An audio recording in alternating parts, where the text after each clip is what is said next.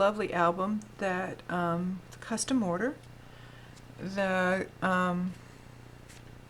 Prima flowers, Cane Company.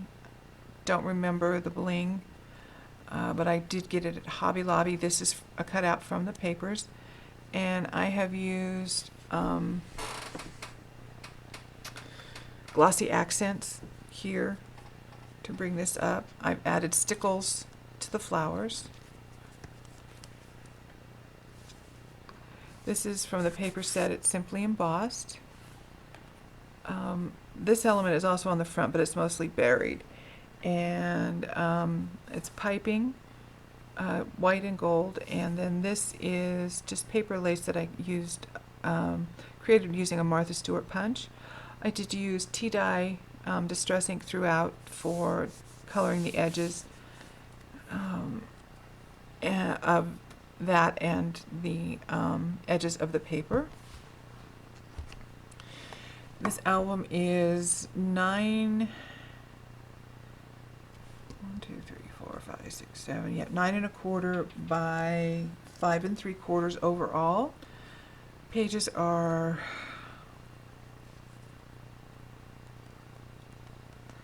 let's measure because I don't remember off the top of my head. Pages are 8 1/2 by 5 1/4. Okay.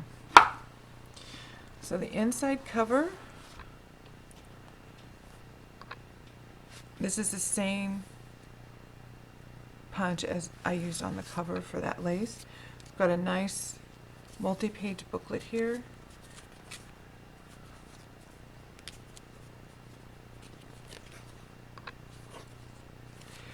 This is baker's twine I found at Christmas. Large, huge spool for just a couple of dollars. So I got it in gold and silver. This is an older die, probably a Spellbinders. But you know, this is an idea. I don't think you can find this anymore, but you can certainly use current ones. So, you know, just because I use older things that you may not be able to get for yourself, doesn't mean you can't just take the idea and run with it. This is created with Prima paper, Tales of You and Me. It is heavier paper. It is double-sided. The bundle came with 48 sheets, 6 designs, 8 sheets of each design. So it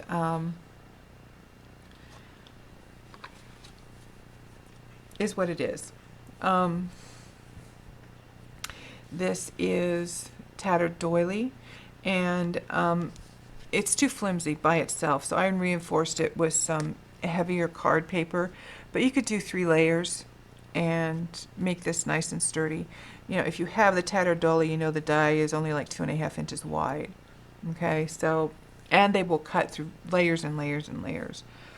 Now I use the tattered doily and I cut again, but I only put the die up this far because I was going to cut this part away anyway, and to make this piece that just tucked right in there. This is an old piece from my stash, ribbon from my stash. And again, I did the same thing back here. I cut this away, and you'll see further in the book where I've left it on and covered the back of it because it makes sense. There is a magnet closure. This is fussy cut from the cover. This is actually photo corners that will, if gently, where's my tool? Okay, I'm going to use this. I'd rather use a knife, but you see, you can tuck the corners under here, and these are 4 by 6, I believe.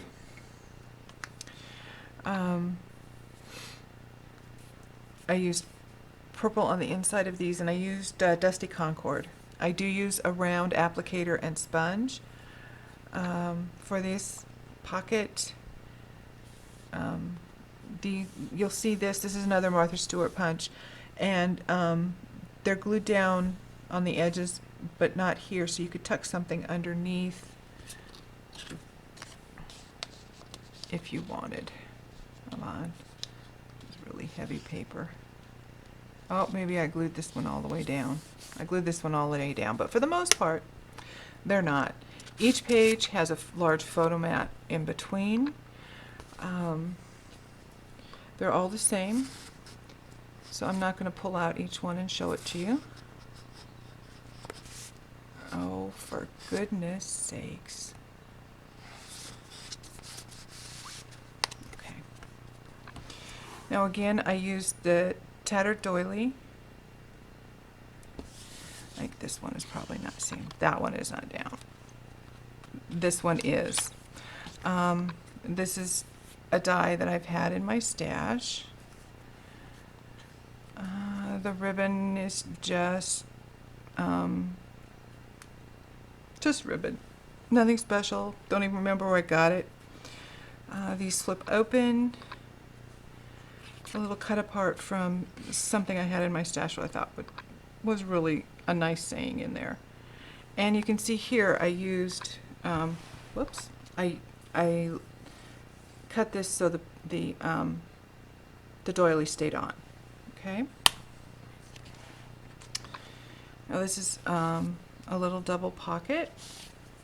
This is another Martha Stewart punch. I used it here as well. It's one of the deep edge border punches, the deep border punches. Anyway, okay, put it in backwards.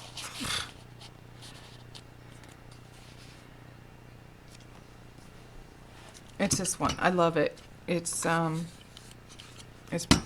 just love it. Okay, so we have a pocket here, journaling paper on the back. Inside here is another little booklet.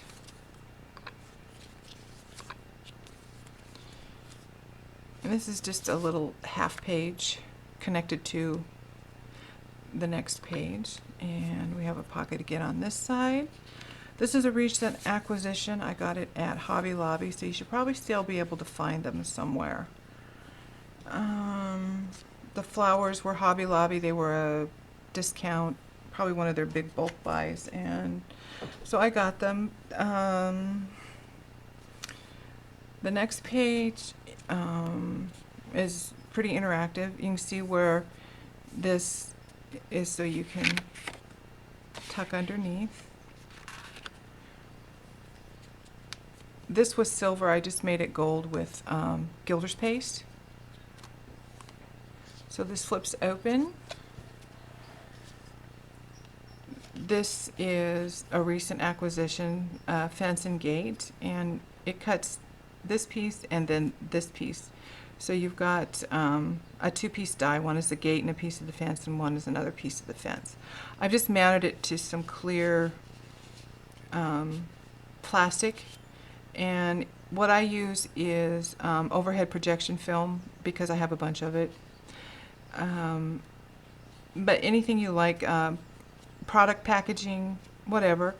I glued it down with, what did I hear it down with? I think I simply used my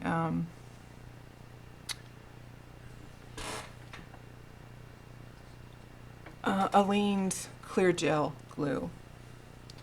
I didn't want to take any chances of it coming up weird colored. And this flips open one more time. Okay. And then these open, and you have a pocket here. It's awful pretty. Pretty paper. Again, in between. We have a pocket page here. As you know, I do interactive and then not so interactive just to keep the room available for the end user. Trying to protect the flowers on the front there. So just photo mats tucked inside, and again the same paper punches and cutting die. These are cut aparts. There's 4 that are really pretty, and that's it. This is a gatefold. This is magnetized to be the closer. This is the same as this one, but I've got 3 layers of paper here because it's going over the edge. I want it to be nice and rigid. This is just metallic thread. I like 4 loops around my fingers, and then I tie it in a knot in the center. So it's not going anywhere. Just glue it in.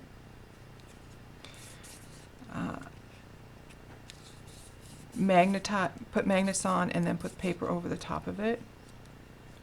The back piece here was embossed after I cut it. I cut it out with my die cut. So the same border here, and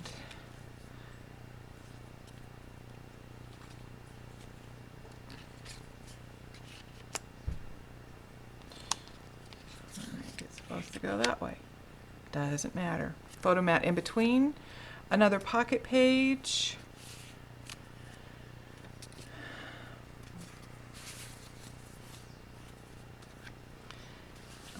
This is an older piece from my collection, and I just mounted some of the pattern paper. It makes a nice, pretty little interesting piece you could do some journaling on. Now this was a larger doily. That's a die cut, and so I cut the center out and used it as a pocket. I used a piece of the leftover piece that I cut off and put it here. This is the same floral piece that is on the previous page, and so I just created a nice little element there.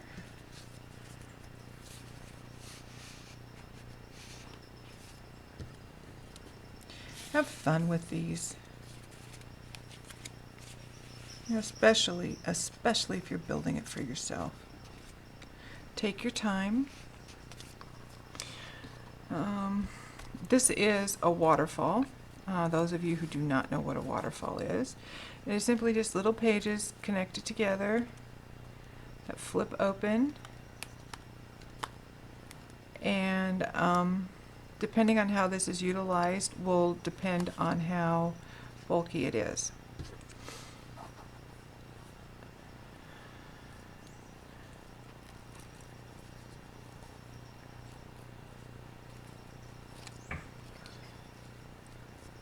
I always envisioned it being used as one side for a photo and the other side for journaling. But, you know, it's not my book. Okay, here's, again, I've used the tattered doily, the same floral piece, the leaves with the flourishes. This is another piece that was from my stash that I changed from silver to gold with gilder's paste. And this opens up like this, and like this, and a skinny pocket.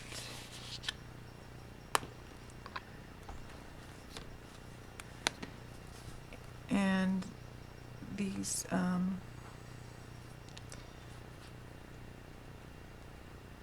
those are made with a cutting die. I have eyelets mounted here and there, and these flip up.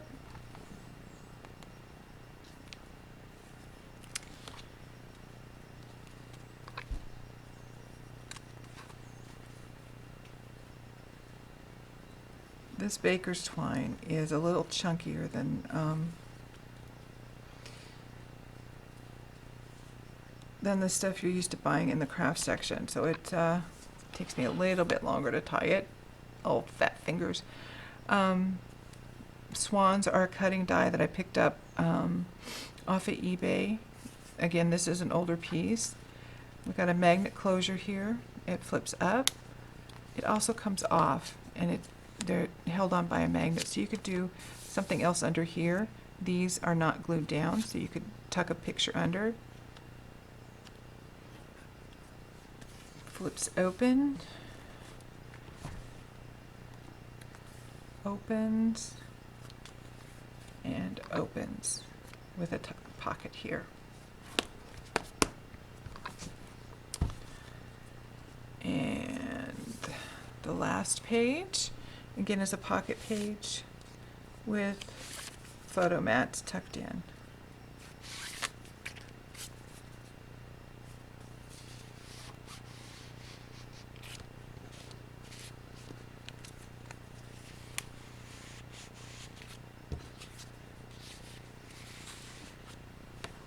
inside back cover is a mirror of this. Made a couple little vellum envelopes. And there you go. That's it.